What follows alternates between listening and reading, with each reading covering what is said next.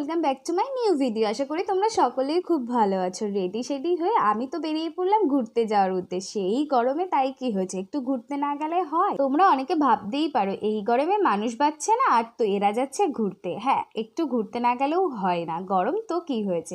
গলিটা দেখে তো মনেই হচ্ছে না খুব চেনা চেনা জায়গা। ঠিকই ধরেছো, বাগবাজার আমার খুব পছন্দের জায়গা।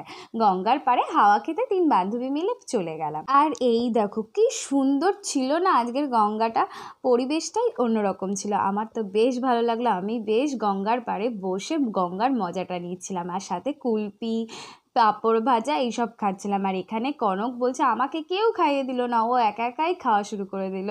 আর সত্যি কথা বলতে বাগবাজারটা আমার খুব পছন্দের জায়গা। আমার তো মন খারাপ হলেই একবার এসে ঘুরে যাই, আর আমার মনটাও ভালো হয়ে যায়। তোমরা কারা কারা বাগবাজারে আসো কমেন্টে জানিও। আর এখানেই ব্লগটা এন্ড করলাম। দেখা হচ্ছে নেক্সট ভিডিওতে। ততক্ষণের জন্য ভাই, চ্যানেলে নতুন হলে সাবস্ক্রাইব